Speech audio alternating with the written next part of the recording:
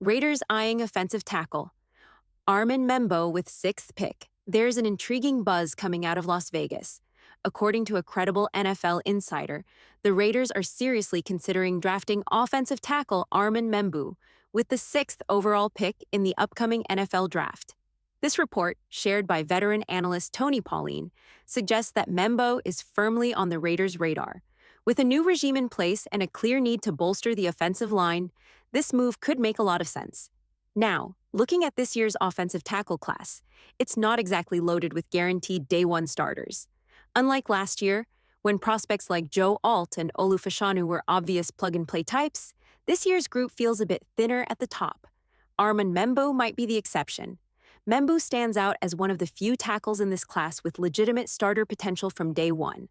Others like Josh Simmons from Ohio State have intriguing upside but come with question marks, such as injuries and developmental gaps. Simmons, for example, may take a couple of years to reach his ceiling. Drafting him would be more of a long-term investment. Membou, on the other hand, is different. His tape speaks for itself. He has the ideal arm length for the position, and his film consistently shows him winning matchups. That consistency is hard to find in this class. Compare that to someone like Will Campbell, who has struggled in several matchups, particularly against speed rushers like Landon Jackson from Arkansas. There are real concerns with Campbell's reach and technique under pressure. If the Raiders go offensive line at pick 6, Membou is the guy who makes the most sense. Tony Pauline's report went on to say that while many mock drafts have linked the Raiders to running back Ashton Jeanty at that spot, the team is strongly considering Membou instead. With new general manager JohnSpytek now calling the shots, and considering his history of success developing linemen like Tristan Wirfs in Tampa Bay, Membou is viewed as a natural fit. Multiple sources have told Pauline that Membou could very well be the first offensive lineman taken in the draft, potentially even before Will Campbell. And honestly, that wouldn't be surprising. Membou offers more polish, better tape, and fewer question marks. This also ties into the larger conversation around the Raiders' current offensive line. There's been talk about players like DJ Glaze and Thayer Munford, but neither has shown enough to be considered the long-term answer at tackle. While some once labeled Munford as a possible franchise cornerstone, it's becoming clear that he may not be the solution. If the Raiders want to shore up the offensive line and give their offense a real chance to grow, Armand Membou might just be the smart, safe, and high-upside choice at number 6. Why Armand Membou might be the right move, and a QB option to watch. It's become clear that Thayer Munford isn't the long-term answer at tackle. A rookie managed to outplay him and take over the role, which says a lot. And when you compare college tape, DJ Glaze versus Armand Membou, it's not even close. Membou shows significantly more polish, consistency, and dominance from his final year in college. That doesn't mean DJ Glaze is a bust. In fact, he looked better in his rookie season than Munford ever has. There's still upside there, and he might develop into a reliable starter, but it's also possible he doesn't. That's the risk. And it's why this draft might be a rare opportunity for the Raiders to grab a legitimate franchise tackle while they still can. Armand Membou checks all the boxes. He's a plug-and-play guy. He's already shown the traits you look for in a top-tier tackle. Strong fundamentals, advanced pass sets, clean footwork, and the kind of movement skills that can shut down NFL edge rushers. He's smart, technically refined, and plays with confidence. I said the same thing in the past about Christian Darrisaw and Darnell Wright, and both have developed into top 10 tackles in the league. I believe Membou is cut from that same cloth. If the Raiders land him at number 6, there's a strong chance he becomes one of the best young tackles in football very quickly. Now, sure, there are other directions the Raiders could go. If they took a guy like Ashton Jeanty or Travis Hunter, that wouldn't be a disaster either. Those are talented players. But in terms of long-term thinking, drafting a cornerstone tackle makes a ton of sense, especially with Colton Miller turning 30 this season. The team has to start planning for the future of the offensive line, and Membou fits that vision perfectly. His tape speaks volumes. He dominates with technique and power. He's fluid in space and smart in his reads. He's got everything you want in a future franchise left tackle, and if the Raiders pull the trigger, I'd be fully on board. Stick and pick? Raiders might wait for their QB. There's also been a shift in how the Raiders might approach their quarterback situation. According to team insider Vincent Bonsignore, there's a growing belief that the Raiders could stay put at pick 6 and still land a quarterback they like. Specifically, he's talking about ShedeurSanders. Bonsignor floated the idea that this could be the perfect draft scenario for Las Vegas. No trade-up, no lost picks, and still landing a high-upside quarterback. Based on how the draft board is shaping up, there's a real chance Sanders could slide to number 6. The Titans, with the first overall pick, are expected to take a quarterback. The Browns already have Deshaun Watson. The Giants brought in 2 veteran QBs, giving them flexibility. That leaves the door open for Sanders to fall right into the Raiders' lap.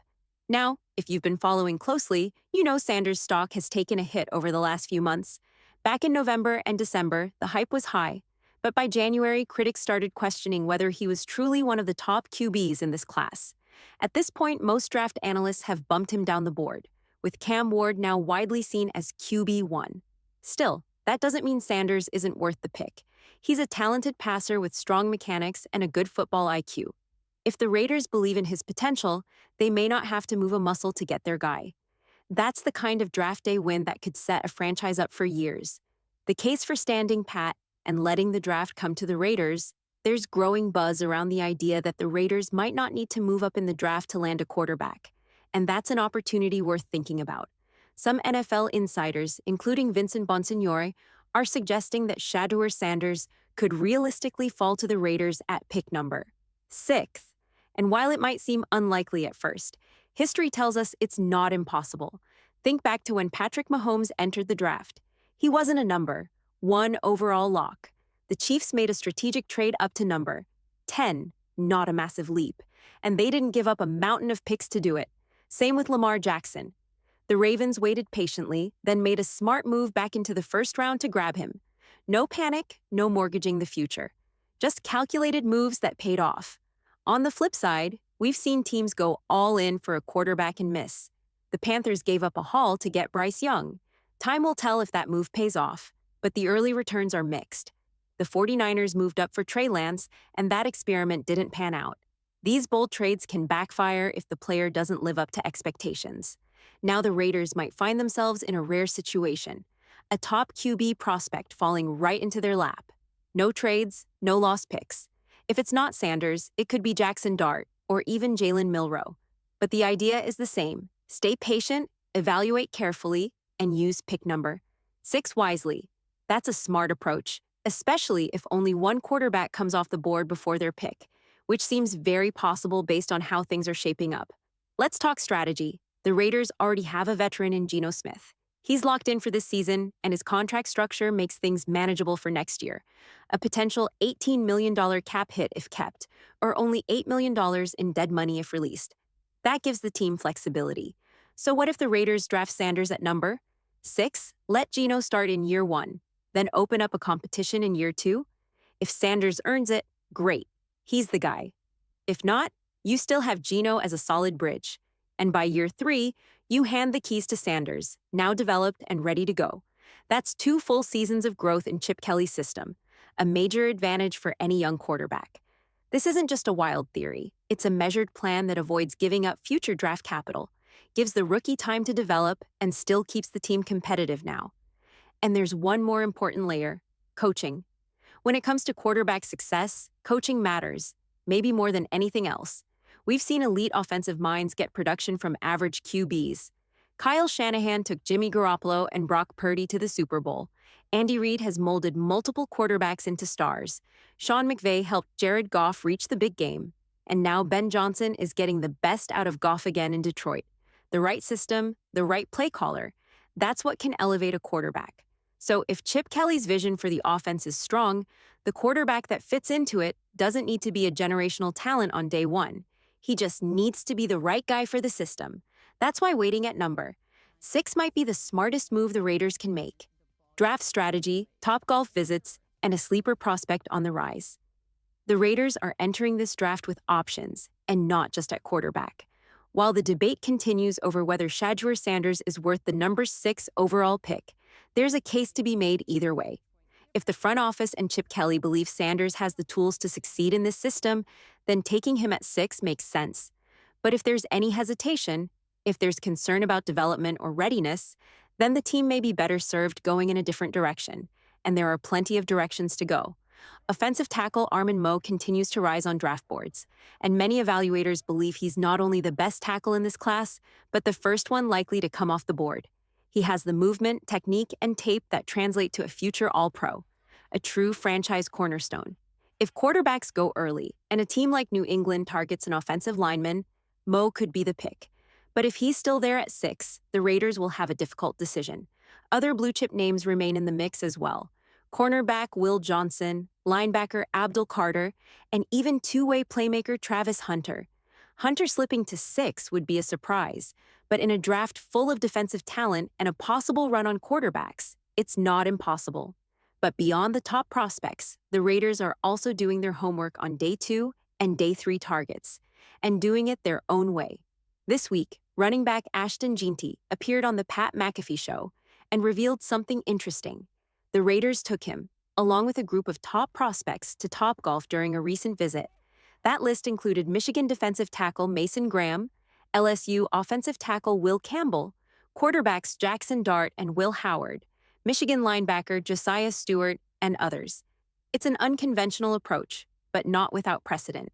The Commanders drew headlines last year for taking quarterback Jaden Daniels to Topgolf on his pre-draft visit. At the time, some questioned whether it was appropriate. Shouldn't prospects be in the film room or at the team facility? But what the Raiders are doing may serve a different purpose. Think long-term. Most of these prospects won't become superstars in year 1. Many, like defensive tackle Mason Graham, will need time to develop. But those early relationships matter. Building a connection, showcasing the culture, and giving players a glimpse of the environment can make an impact when they hit free agency down the line. What the Raiders are doing might not be traditional, but it's strategic. Still, some of the names are intriguing. Josiah Stewart stands out, not because he lacks talent, but because of his size.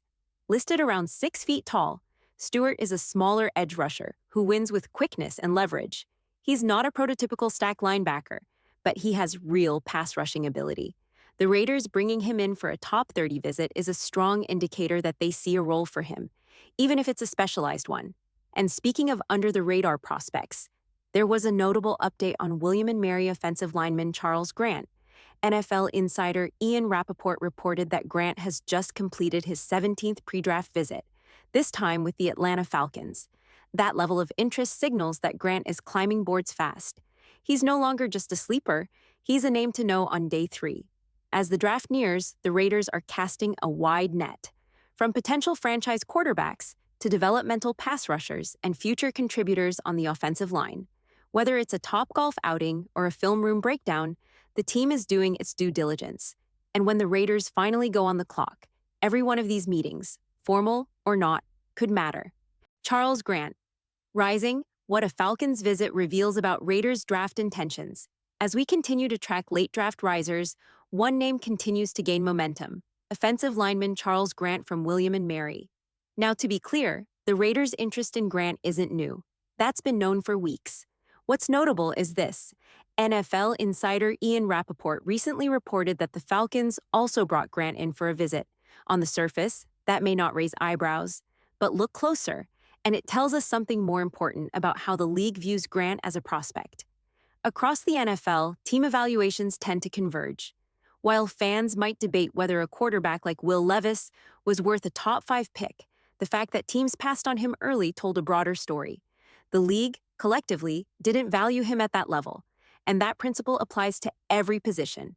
So when a team like Atlanta, a franchise with one of the strongest interior offensive lines in the league, takes a serious look at Charles Grant, it's worth asking why. The Falcons don't need guards. They have Chris Lindstrom, an elite right guard, and Matthew Bergeron, a second-round pick from 2023, locked in at left guard. Both are young, durable, and performing at a high level. There's no clear need to upgrade either spot. That leads to one conclusion. The Falcons are evaluating Grant as a tackle, and if Atlanta sees him as a legitimate NFL tackle, not just a guard projection, it's likely the Raiders do as well. Keep in mind, Grant played left tackle at William & Mary, and while the level of competition may not match Power 5 conferences, the tape doesn't lie. He's long, mobile, and technically advanced, a player who wins with leverage, hand placement, and anchor strength. If not for a late-season injury that forced him out of the Senior Bowl, Grant's stock might already be solidified in the top 40. But with the Raiders reportedly eyeing a potential trade down, that Falcons visit adds context. Las Vegas has been linked to top tackle prospects like Armand Membou and LSU's Will Campbell, both of whom could be off the board if the team moves back. That opens a door for Grant to become a more realistic target. And that's not a reach. On tape, Grant belongs in the conversation with the top tackles in the class. Along with Mo and USC's Josh Simmons, he's one of the cleanest prospects from a technique and movement standpoint. Some scouts also have Kelvin Banks Jr. in that top tier, making Grant one of 4 or 5 names that could come off the board in round 1, especially if a team sees him as a tackle and not just a guard. Don't be surprised if the Raiders, should they move down from number 1, 6 zero in on Grant as a priority. With fewer than 10 days until the 2025 NFL Draft kicks off, teams are finalizing boards, scheduling final visits, and lining up trade scenarios. For a franchise like the Raiders, where the offensive line remains a work in progress, identifying a long-term solution at tackle, particularly one with Grant's upside, could be the move that defines the entire weekend. The Raiders are watching closely, and so is the rest of the league. Why the 2025 draft could reshape the Raiders overnight. In just over a week, the entire identity of the Raiders roster could change, and not just because of who they select in the first round. Rounds 2 and 3, day 2 of the draft, might be just as important as day 1. And the moves Las Vegas makes throughout the weekend could set the foundation for a playoff run in 2025. Look at the roster as it stands right now. It's solid. There's talent at key positions. But if the Raiders can hit on just 3 spots, running back, wide receiver, and guard, they could quickly elevate from rebuilding to contending. Let's say they take a guy like Travis Hunter at number 6 overall. Day 1 difference maker. We've seen it time and time again. Justin Jefferson, Jamar Chase, Malik Neighbors, dynamic rookie wideouts who've stepped in and made an immediate impact. Hunter has that type of potential on both sides of the ball. Then on day 2, you find your backfield weapon. Look at what guys like Nick Chubb and Jonathan Taylor have done as second-round picks. Instant starters, game changers. The kind of runner who can carry a team through tough stretches. Then, in round 3, you go get your guard. And yes, you can absolutely find high-end starting interior linemen on day 2. Matthew Bergeron is proof, so is Cooper Beebe. These aren't developmental prospects. They're plug-and-play starters. And they're out there this year, waiting for the right team to call. If the Raiders can execute, if they hit on these key picks over the next 10 to 12 days, this roster could be transformed in ways we haven't seen in years. Not just improved, competitive, dangerous, playoff caliber. We'll see how it all plays out. But for now, buckle up. The most important stretch of the Raiders offseason is here. Hit that thumbs up, subscribe if you haven't already, and let me know what you think in the comments. I'll catch you next time with more draft talk.